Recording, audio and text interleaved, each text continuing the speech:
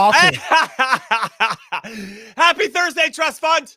I'm back from my travels around the world, and I'm absolutely buzzing to dive into the U.S. men's national team's game against Canada with all of you and Heath and Charlie. So hit like and subscribe, and let's get after it. Yes! What is up, everyone, and welcome to Ed Kelly's favorite podcast in soccer we trust.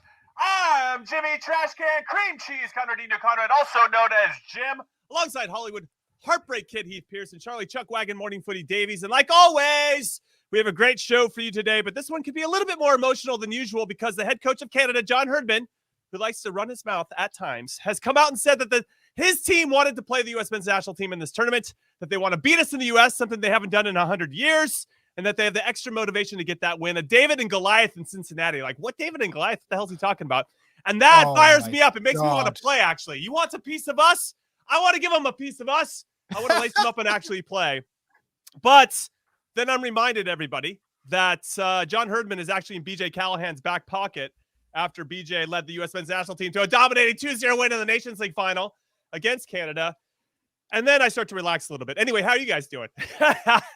You pumped me up with that intro, by the way. Let's go. Yeah, I'm good. Well rested. 4th of July was amazing. And I don't know, you missed our last pod. Me and Heath, we chopped it up. Yeah. So you got a lot to cover on this one, Jimmy. Hey, I will say this though. John Herdman's got a little Jurgen Klinsmann in him, huh? Like going to the media constantly of just like lighting fires, playing little games. The problem is that they had this whole like Kings of Concacaf thing happening for a little bit, and now they're not. And on top of that, he could just hedge like he did already and be like, Guadeloupe didn't even get out of the group. And he was like, Guadeloupe, people look at them on paper and go like, they're nothing. And then, he's able to hedge them being like the worst thing they can be is Canada again. And he's playing the cards as if they're Canada again, which is like, if we win, we beat the U.S., David versus Goliath. We lose. Yeah, but it was the U.S., What are we supposed to do? As opposed to before when they were the Kings and Milan Boran was wearing his sweatpants on the field and he was taunting crowds and they were talking about how everybody wrote them off. Like that was a Canada that I was all about that Canada. They were confident. No, Heath, this is John Herdman's ego right now. Yeah, it is. Deflated. A little flat. A little flat. And for me, he's just screaming, me. Hey. Did he not learn his lesson in the World Cup when Croatia absolutely smacked them up? Just keep your mouth shut and focus on your own team. Stop the David and Goliath thing. You won World Cup qualifying. You were in first place. And because of your tactics and your ego, you got absolutely smacked and spanked in the World Cup. And then in the Nations League, you got dominated again. So now in this tournament, in the Gold Cup, get your team to focus on playing to their strengths. You don't have Jonathan David. You don't have Alphonso Davies or Kyle Larin or Tajon McKennie. We get it. You're not as strong, but you still have some quality. You still have some quality. So go out there and play a smart tactical game because you got out-coached by BJ Callahan in Nations League. So let's see what you bring to the table in this game. Hey, okay, Jimmy, we're going to have a preview. Oh, go ahead. Real quick on the Herdman stuff.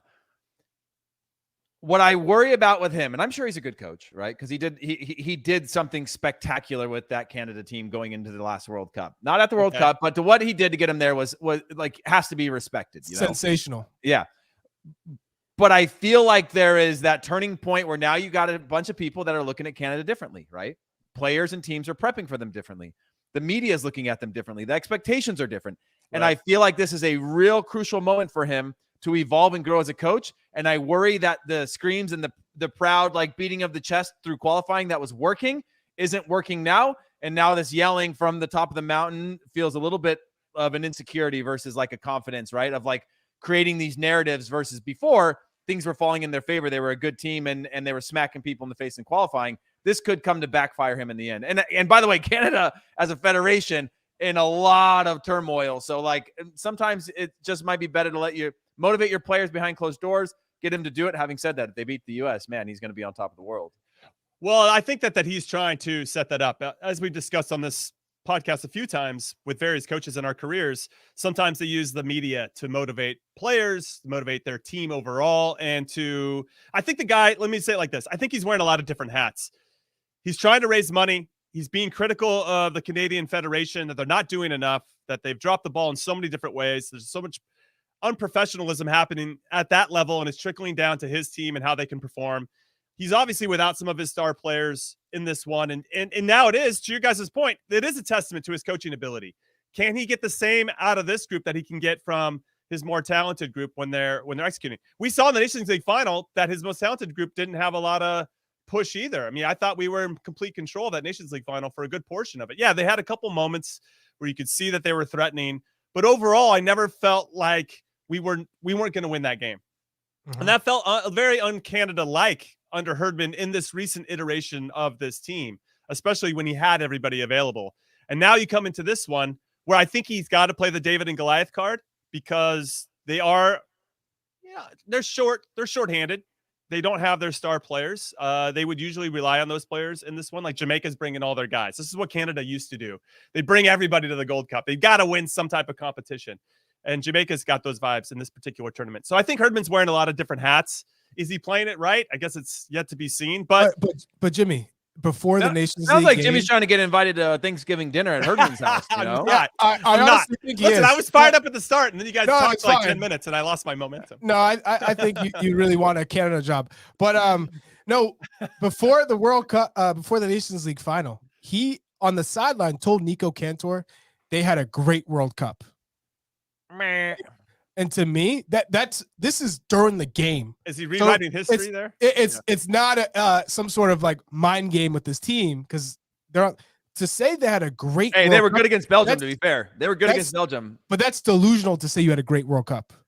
Yeah, I mean, there was a peaking moment in their first game, and it showed that. I think from that sense was that belief came in of like, oh man, we are a national team quality. I mean, a World Cup quality national team, and then it all fell apart from there. But like. Yeah, that is a bit delusional, but you know, you can always look at that as like, you know, but at least we were in a World Cup, so that's pretty good compared to not being in a World Cup. But I think that's a little bit of an extreme thought, Chuck. Well said.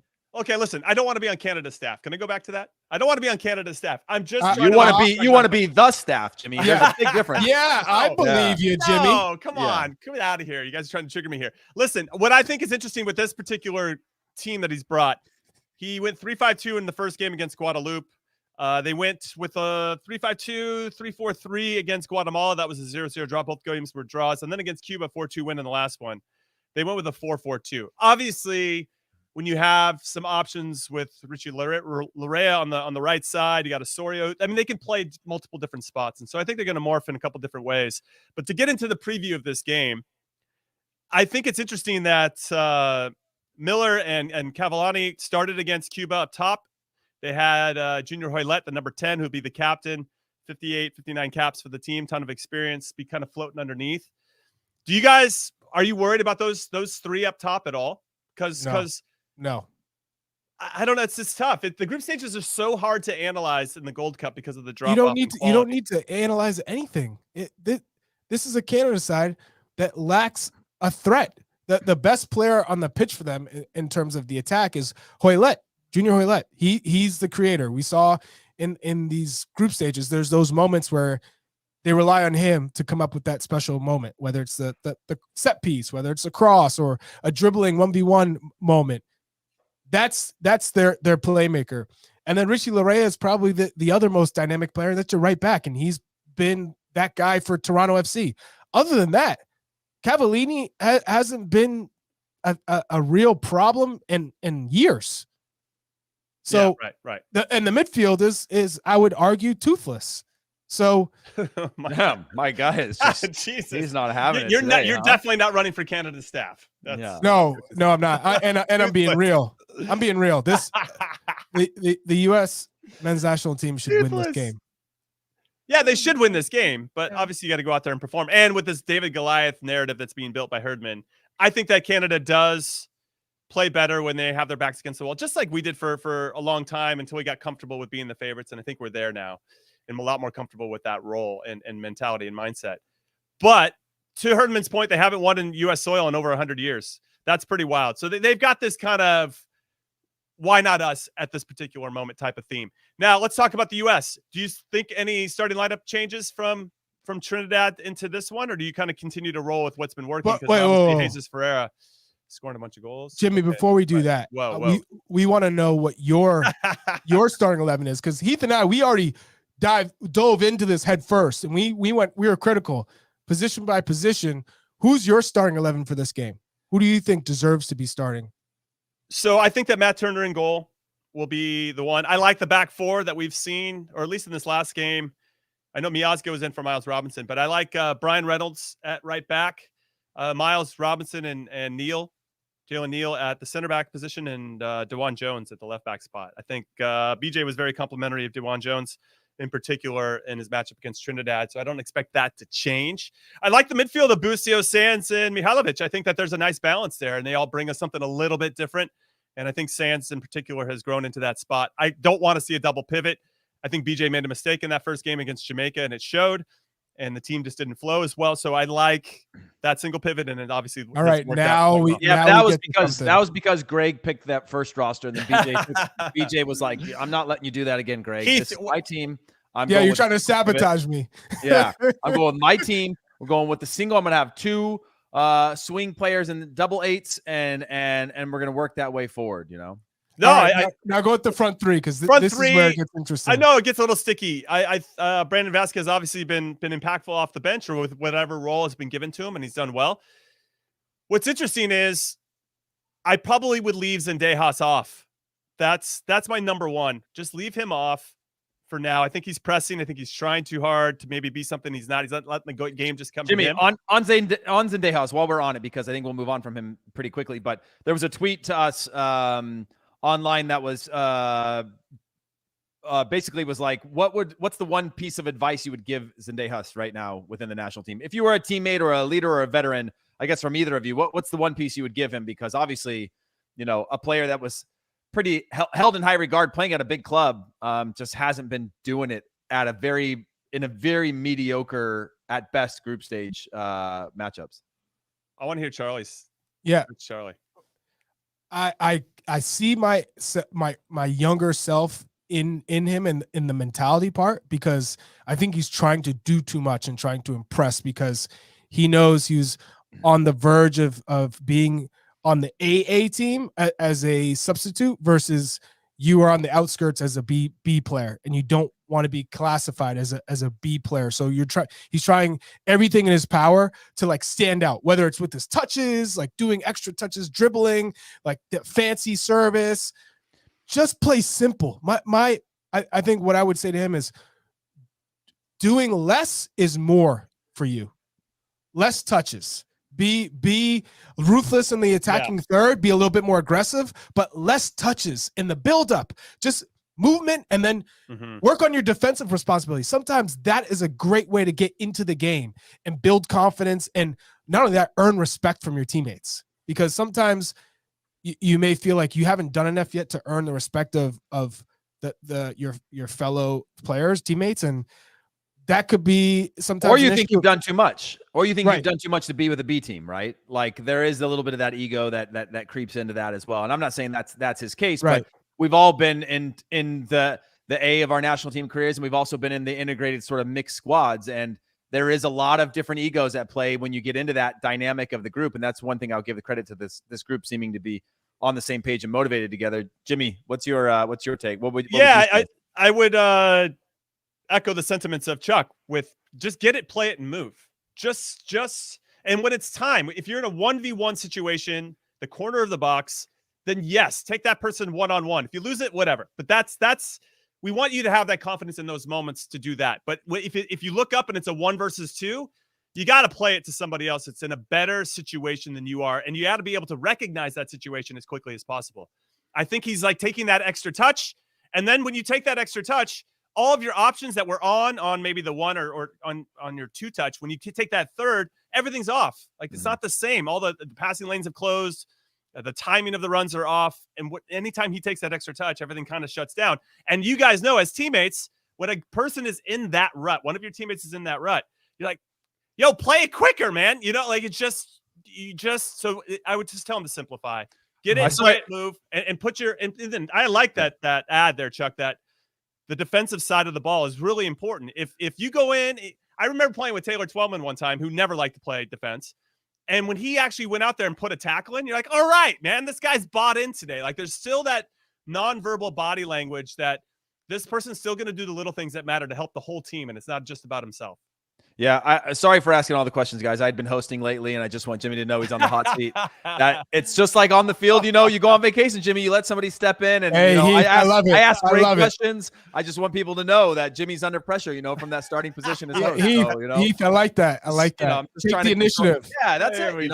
Here we go. Zendejas can learn a little bit from you. You know what I'm saying? It just came out naturally. I've been in such a rhythm of just guiding this ship. Sorry, Jimmy. I don't mean to step on your toes. I want you to feel It's all good. It's all good. So when it comes to the number 9, or I guess maybe the other winger, so I guess I'd say like this: Cade Cowell comes in for Zendejas. I didn't mind Christian Roldan on the other side. I know it's going to ruffle maybe some feathers for the anti-MLSers out there, but I do think that there's some value for Roldan, who does more often than not keep it simple. Open to have a conversation there, and I actually think the conversation would be: who do you think is actually the better spark plug coming off the bench? Could it be Zendejas in this one? I think Roldan is the better player coming off the bench in terms of like a defensive scenario, closing out the game. Sure, no problem. No problem. You know what you're getting from Roldan from a work rate standpoint, a consistent work rate, and clogging up holes and tough tackles and adding another player into midfield or into wide areas. Great. But I think from an attacking standpoint, to start the game, especially when you want to be on the front foot and you value your creative players more than Canada, I would start with Zendejas and then give Cowell the start. Okay, so you go with Cowell a little bit more, proactive. Yeah, no problem. I open to all of that. Roldan started the last game for some consistency. I could see BJ rolling out something similar. The number 9 spot, you got to go with Ferreira. I mean, he got 6 goals in his last 2 games. He's the hot hand. Been dynamic in the box, hungry in the box. What's interesting is I'm a big Brandon Vasquez fan, so you could potentially, I think it's throw off the apple cart a little bit, but you could put Ferreira out wide, which actually asking him to tuck in a little bit and seeing what that looks like. But I wouldn't upset that right now. With regard to Ferreira, I've been thinking about this a lot, and obviously there's a lot of hate towards the guy and a lot of snark with the Pirates of the Caribbean, stuff going around, which is fun. Hopefully he's embracing that. You created that one, didn't you? Did we call him the Pirate of the Caribbean? No, I'm saying the graphic. No, I did one with Big Lebowski that nobody F's with the Jesus. But I what's interesting is you said the guy plays, right? And if he's going to play lesser opponents like he has, my expectation is that he should get hat tricks, and the guy's doing it. And he can only play what's in front of him. And now we're getting into games that are win or go home. And people want to see him do X, Y, and Z. And they always, it's very Chris Wondolowski-esque where he had one half against the Netherlands, had he even played in the World Cup up until starting against the Netherlands? I mean, that's just throwing him into the fire right away. And I blame Greg Berhalter for that more than I blame Jesus Ferreira. And so for him to get kind of sad, I don't know, brought into that in a performance, yes, of course he could have played better. The whole team could have played better in that particular game. And I'm not trying to make excuses. I'm just trying to be thoughtful about and giving context to this. So Ferreira's for me has got to start. And as I mentioned before, Vasquez. Who in the hell thinks he shouldn't start? No, I'm just saying. But there probably are some people in the community that think otherwise.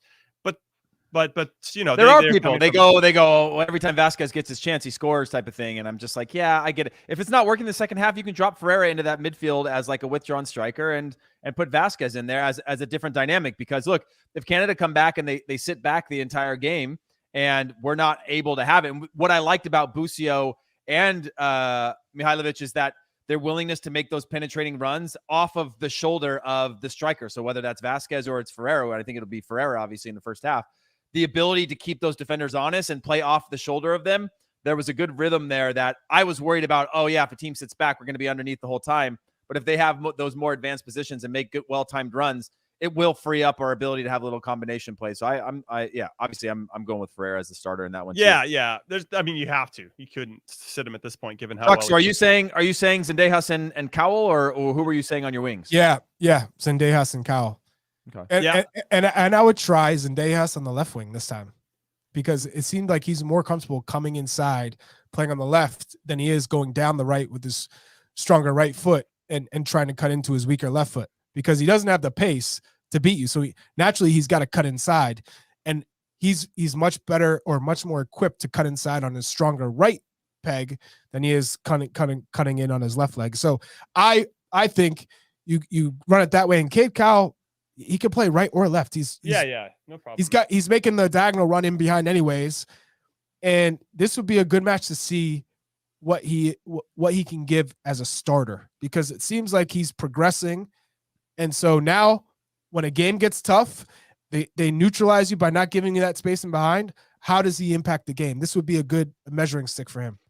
All right. So before we take our first break, what do we say in scoreline predictions for this one? And to your point, Chuck, I do think this is going to be a different type of challenge for our players, especially the attacking ones, because Canada probably be the most organized team we'll have faced so far in this tournament. But Heath, I'll come to you. What do you got? I'm going to say 2-0. 2-0 2-0 for the US as a prediction. And by the way, if they roll out in the way that Chuck said, where it's Cowell on the right, I will take that. Otherwise, I'm putting Morris and Zendejas as my wingers. I mean, not Morris. Sorry. I Roldan and Zendejas as my wingers. Got it. Interesting. Okay, Chuck, what about you? Scoreline 2-0. Same 2-0. So back-to-back 2-0 wins against Canada. Canada's backline's been leaking goals. Leaking it's not goals. Strong. It is not strong right now. I'm with you guys. 2-0. All right, we're going to take our first break of In Soccer We Trust. When we come back, we'll talk about the other quarterfinal matchups in the Gold Cup preview. And we got some transfer news for some of our player pools. So don't go anywhere. Cold. You going to start the engine sometime soon, Erica?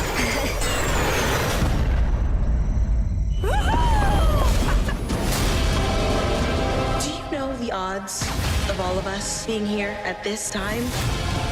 It's improbable, yet here we are, together. Hold on to your saddles.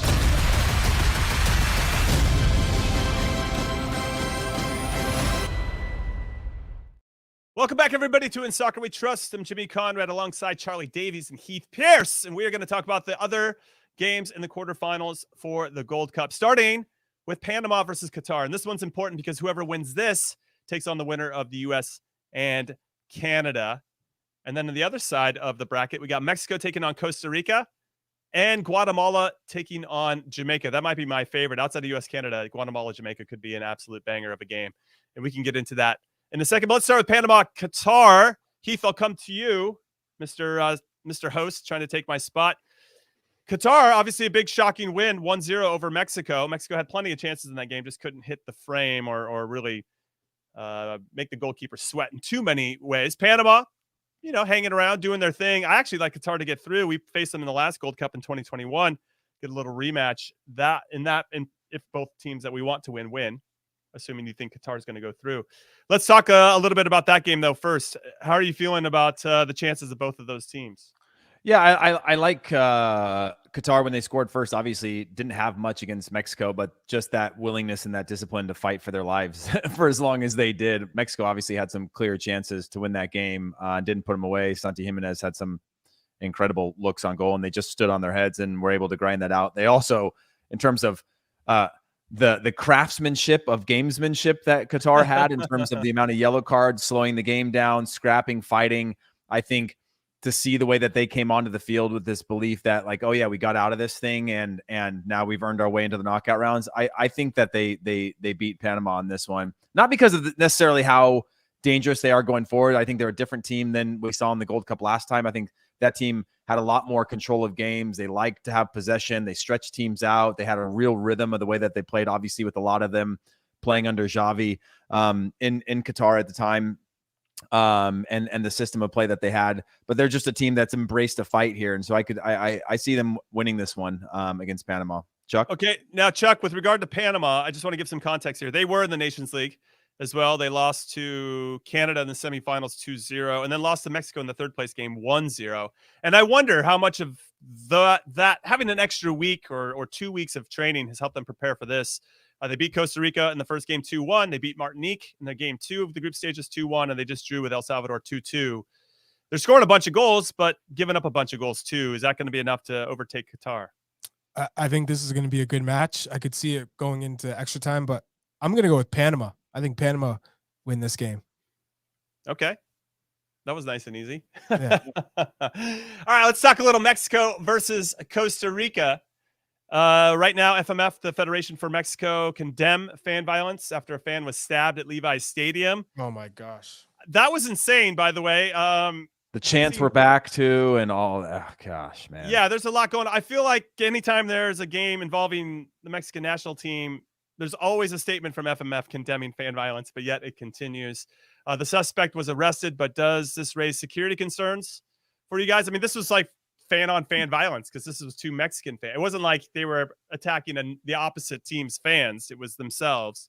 Oh, but there was brawls up on the mezzanine level, and like, you know, I mean, yeah, it's the saddest part of all those things is when you look and they kind of pan out of any of these like homemade videos that people have that they're posting, is the amount of like children in and around the area that violence is happening. And not to say that should change anything, because it's just got no place in the game. But at a certain point, whether it's the chants, whether it's the violence, whether it's, you know, the fights that happen in and around the stadiums, something's gotta change. I don't know how, but like it's certainly one that would be a deterrent for me to think about.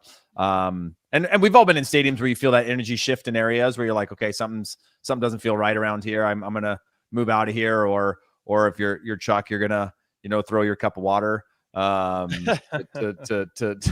you know, stir the pot more. But yeah, it's really sad. So first and foremost, how do you get a knife into the stadium? I guess that's one. And then second, is it just simply, Chuck, adding more security guards in those particular sections of the stadium? Or I mean, I don't even know how you do that. I mean, there still has to be some kind of form of understanding that you're going to watch a game without fear of being stabbed or having stuff thrown at you or whatever it may be. Chuck? Oh, I didn't even get that because it's like going in and out. Okay, sorry about that. So how do you curb this violence then? I mean, what do you add security wise? I mean, obviously, there's got to be a more thorough check to come into the stadium. But that's number one. And two, given that they continue with the homophobic slurs and chants, ban them. Is that any like full on support section? That should be banned. They should be banned. Yeah, I'm kind of curious to see what happens with regard to like, this. How are we still talking about this now? No, I agree with you on that. What's interesting is, do the fans hold themselves accountable? Like, if you're a Mexican national team fan, do they police each other? I don't know if that's what's needed, but I feel like there has to be some sort of accountability within the group for it to change and to have meaningful change. It's got to come from within, right? I mean, that's a big philosophical question in general. But I mean, what ends up happening is just like there's been fan violence wherever, whereas like they stopped serving. You know, you can't have alcohol in the sections. They sell them only during like pre, halftime, and after the game. You can't bring, you know, that sort of stuff is like the first step that a lot of countries took at the club and international level to deter just the temptations. They also talked about like in Europe around things, and Chuck experienced this, I'm sure, in Sweden and France, is like they start changing kickoff times and match days at the club level that would prevent, like, you started playing games on Sundays because Saturday was like Saturday night games was where a lot of violence was, where people were all, you know, wound up and liquored up and ready to fight, knowing that it was a night out, a night on the town. They started playing day games on other days of the week and things like that. That obviously that comes into TV and contracts and all those types of things. But I think there have been at least steps taken in the past at the club level and even the international level in other countries that can deter that. But I don't know how you completely eliminate violent people, you know? No. It's interesting. And I'm curious to see how it continues to get handled, because we're in the year 2023 and you'd feel like this, which should have been eradicated at this point. Well, speaking about the game on the field, Mexico versus Costa Rica, Mexico had already won their group prior to kicking off against Qatar. As we mentioned, not the best performance from them, but they had more than enough chances. And we have the Ticos, which is the craziest scoreline I've seen in Gold Cup history. Costa Rica beat Martinique 6-4. They were last in their group headed into the last game. They needed to beat Martinique and have El Salvador have a tie or a loss in their match against Panama, and it ended 2-2. And that's why they find themselves second in their group. So that is pretty crazy. This Tico's team, in their own type of transition stuff, we talked about them before. A lot of aging players there that they're still trying to get away from and that have that young talent emerge. I don't know if that young talent has really filled those gaps, and that's why they continue to go with the older players. But this Mexico team under interim manager Jaime Lozano has scored some goals, and they look a little bit more adventurous. They look a little bit more, I don't know, in some ways having a lot more fun, or looking like they are. I know the Qatar result aside, they still had enough chances to get a result in that one. I feel like Mexico are going to win this one, and they're going to take on Guatemala, Jamaica. I could see Mexico, Jamaica, and then U.S., Panama, or U.S., Qatar in the semis. What are we thinking about this one? Chuck, I'll come to you first. Mexico, Jamaica? Or Mexico, Costa Rica? Costa Rica just doesn't have enough going forward. I think they rely too heavily on Joel Campbell, and they don't have a striker. I think, Cecil Borges is still their big midfielder who they rely on. Incredible experience, but he doesn't have the legs anymore to rely on him to be the engine in the midfield. That's not realistic to win a Gold Cup. So I think Mexico wins, and then Jamaica, Mexico in that semifinal. I'm going to go with Jamaica getting to the final. I think Jamaica is coming into their own, and with that dynamic front three, trouble. But this Guatemala team, though, Chuck, it was inspiring seeing their performance to get into the spot to win the group. They were down 2-1 to Guadeloupe, and they found their way back in to win 3-2. Rubio Rubin scored 2 goals in that one. They are so well supported. It was very cool to see them have that type of success, and for them to get a crack at Jamaica. Almost feels unfair they have to play Jamaica in this quarterfinals before maybe facing them in a semi instead. But let's pivot to that then. Heath, Guatemala, Jamaica. I assume you have Mexico going through against Costa Rica. They seem, to Chuck's points, Costa Rica not as strong. But they do have moments where they can't score. So could they have that 2 games in a row? I'm not so sure. But Guatemala, Jamaica, who do you like in that one? Because that's probably my favorite quarterfinal. Yeah, I think I'm with Chuck. I see Jamaica. I think the fight that we saw from Guatemala is hopefully a sign of them being able to do something in the next couple of years in World Cup qualifying. That was a team that I remember during my national team era as one that we played difficult games against, compared to as the emergence of Honduras, Costa Rica, and Panama from Central America sort of buried them towards the bottom. Within all of that of reaching final rounds of World Cup qualifying, including El Salvador. So I think that's more of a hopefully a sign of what's to come for them. But Jamaica's just too strong. And Chuck's got Jamaica going through to the final, and so do I. Jamaica seemed to be organized when they press. There is an actual plan. You can watch them and see a plan, which I think was lacking in World Cup qualifying. They just got scattered very, very quickly. Whereas now it looks like there's a buy-in from the leaders, from the experience, from the Premier League players, and also just a game plan that is going to bring out the best in their best players, and also eliminate just what we've seen in CONCACAF in the past, which is if you can weather them long enough, eventually they open up and you get your chances and you can beat them. They look pretty disciplined. So I like Jamaica. Okay, let's be master prognosticators. We have 8 teams left here as we get into the knockout rounds of the Gold Cup. Are we talking U.S. Jamaica in the final? I'm seeing some comments there in the YouTubes saying that Jamaica's going to play us, or we're going to play Jamaica twice in this competition. You got that's a quick yes from you, Chuck. Yeah, I think Jamaica are favorites in this tournament right now, still based on how they've played, how they've handled the group stages, the quality of players that they have, where those players are on the field in terms of their offense against our best back four. They're stronger. They're stronger than we are. I love Jalen Neal getting the minutes, but that's a strong team. Whereas it's not like it's, Canada in the past had a kind of a, not a star defense, but they had a strong foundational defense that allowed their attacking players to be better. Yeah. I'm going both those teams to the final. Jamaica, Mexico though would be a cracking semifinal. So I'd be fun to see that. I think when the U.S. gets past Canada, we could argue probably the easier of the 2 sides, and then hopefully U.S. Jamaica in the final. That would be pretty cool, even though I'm sure the people that want to make the money at CONCACAF would prefer U.S. Mexico in the final. But we'll have to wait and see. You know what, producer Alex? We're going to get into our second and last break of In Soccer We Trust here, because we have a lot of big transfer talk that we want to get into. There's some big news surrounding a lot of our players in the player pool. So we're going to get that break early, and then we can get into that. So don't go anywhere. Absolutely magisterial here.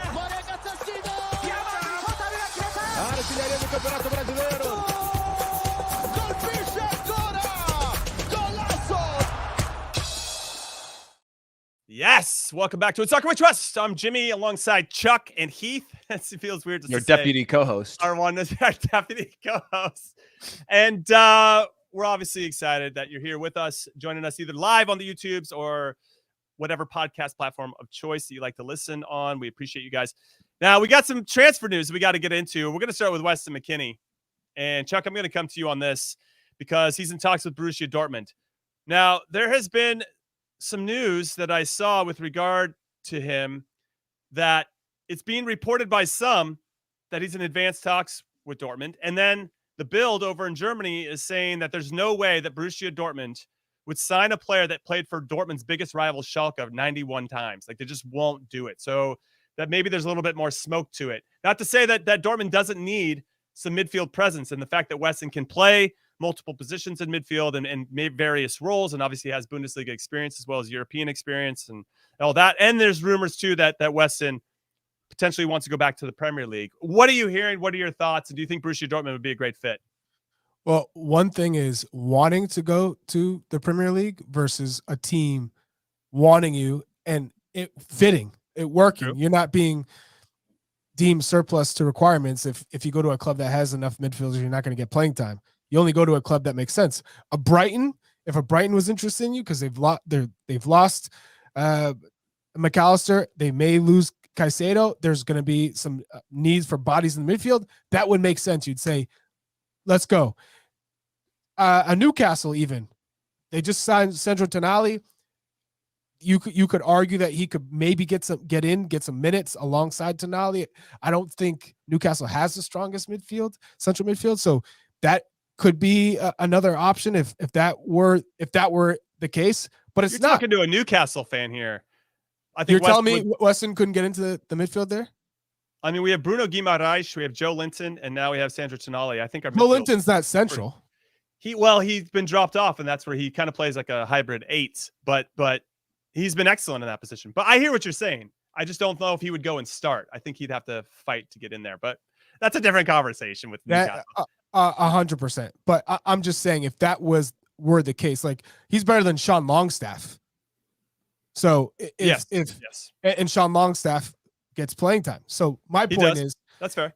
If you're Weston McKennie, you have to go to a place where you're going to play and compete. And Dortmund's still in Champions League, and I feel like the way he plays, his style, it's a perfect fit for Dortmund. They just lost Jude Bellingham, and then Rafa Guerrero, who's more of a left back, but he played and Dahoud left as well, and he plays more centrally, or he played centrally in that game, the last game against Mainz. I think Weston McKennie would thrive with that Dortmund side, given the way he plays. He's an 8, box to box, and that could be a great spot for him. Okay, Heath, thoughts on Weston McKennie? And I don't know exactly what the best team situation would be for him, but obviously a team that would play him regularly. But which team out there is going to do that? Well, one, I think it's a validator to the quality that he actually has, right? Is that when we looked at that jump from Schalke to Juventus, it seemed like a leap, right? And people were like, oh, this guy's not going to play here. It's a squad player. It's good. It's a good opportunity to prove himself. And then he sort of over-indexed that first season, started in like 70% of the games and those types of things that, after leaving there, going to Leeds, not being the right situation, to have your next club potentially be a Dortmund level, I think is a great validator to, again, the quality of player that we're producing right now in the US, that, the default used to be these like high leaps and then like sharp falls, that we're seeing squad players consistently competing at big clubs. But I agree with Chuck. I think Weston has enough tools to be able to play in a lot of systems.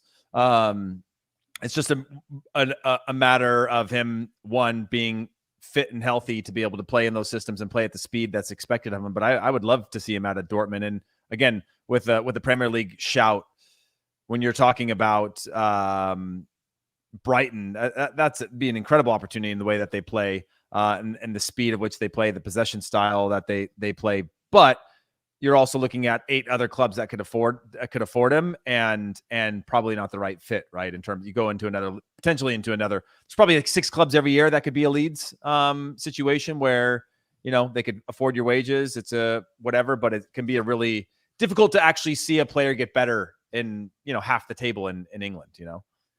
I would love to see him go to Brighton. I think De Zerbi is a very good manager, and I think he would learn a lot from him. All right, let's talk about Christian Pulisic then. Let's move over to him.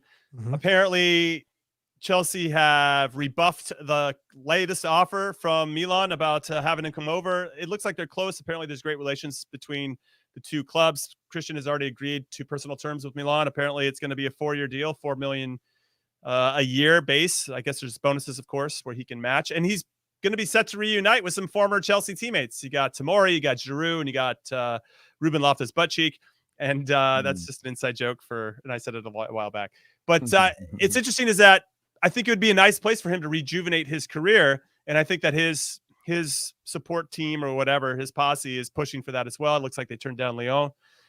Now, I read this article, and it said that the Italian top flight, this is regarding Christian, the Italian top flight is less demanding than the Premier League. And Pulisic should have a far easier time getting regular minutes for Milan than he has at Chelsea. It would certainly make no sense for Mauricio Pochettino to try and keep a hold of him. That just like blew me away. It's called delusional. Or it's just like, I don't watch Serie. Tell me when you don't watch Serie A. Serie A, how about just European competitions? I get it. I'm allergic to BS, guys. Just sneeze that one out. You had. I was like, what article am I reading right now? You had Inter and Milan in the semifinals of Champions League. I get it. You had Roma in the Europa League final. And Fiorentina. And by the way, with those 2 teams in the Champions League, a 3rd team won the league that season, in Napoli, who had been knocking on the door for a long time. Like, it is a complete, and like I could see it like 5 years ago when you still wanted to play the stereotypes of Serie A, but like it is different now. There is 4 teams that expect to win, and there's even like you have the Romas of the world that are Europe or bust type of teams. Like there's not necessarily a tight 6, but there's a tight 3-4 that make it a really difficult league where every match matters now because it has championship implications as opposed to 9 years straight from Juventus. Yeah, shout out to James Westwood from goal.com I bit on that. That is a hardcore troll, and I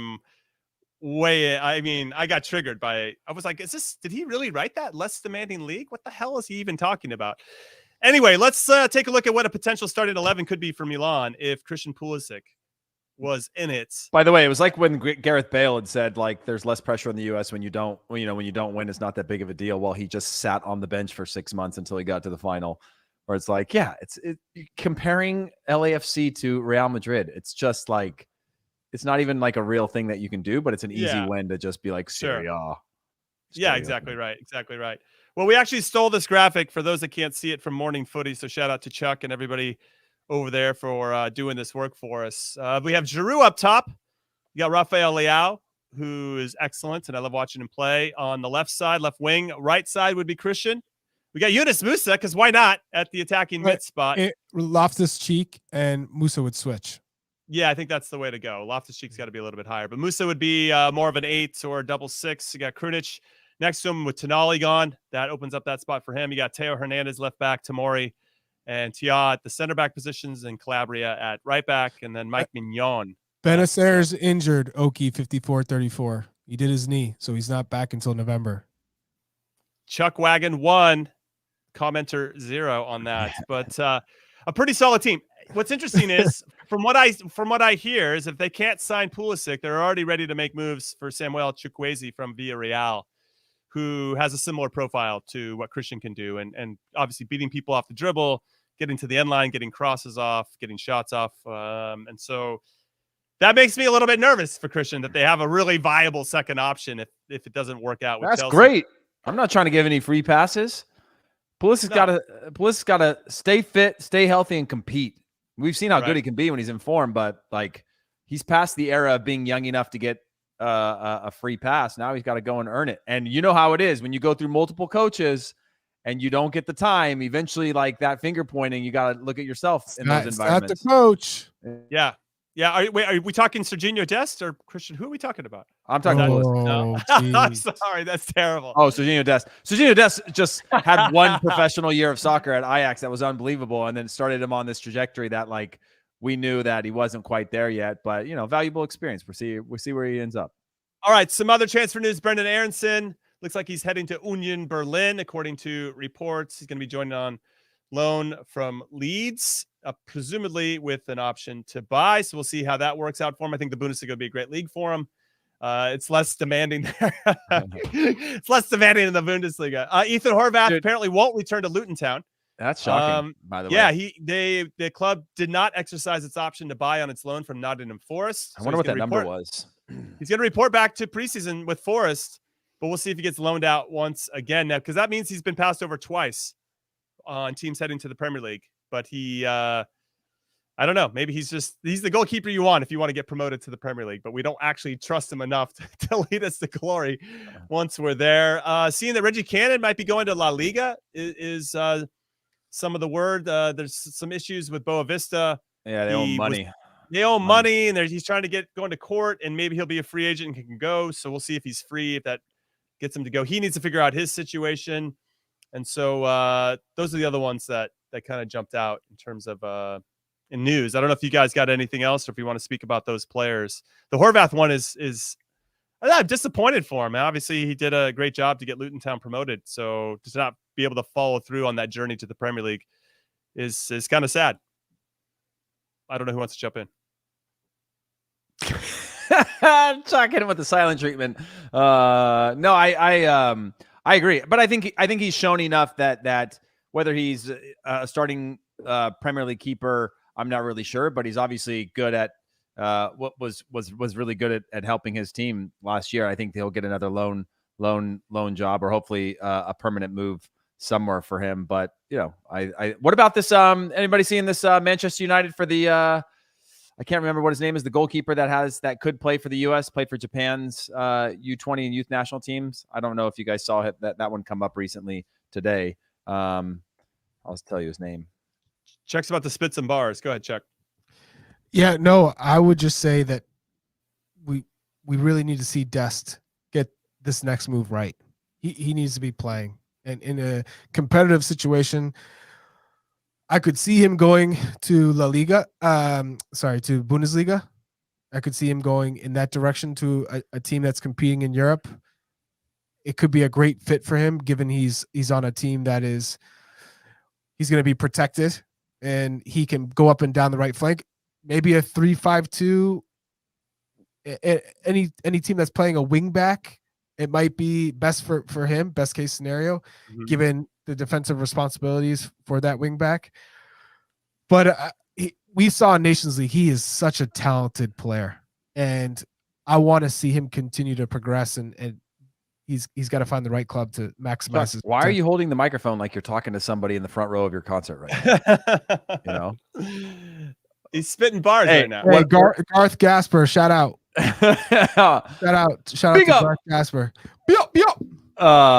It's by the way, Jimmy, I know this is a little off. This is a little bit of a curveball, but Chuck's been plugging Ligue 1 for quite a while now about the difficulties, but they did fall out of being a top 5 league according to UEFA now, and just want to get his take on. I saw that Belgium got to number 5. Yeah. Mind you, but 7.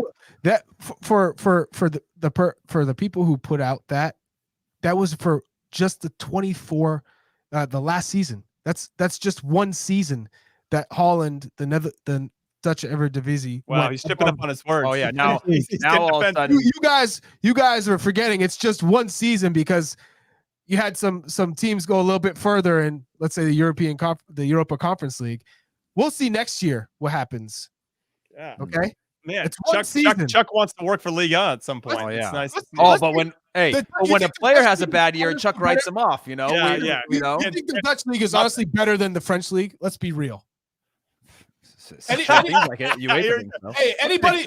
who thinks that does not know football. I'll tell you that from top to bottom. If you're saying the Dutch teams in the bottom of the league would not even come close to surviving in Ligue 1. Chuck doesn't like Groningen then, apparently. Did you see them play?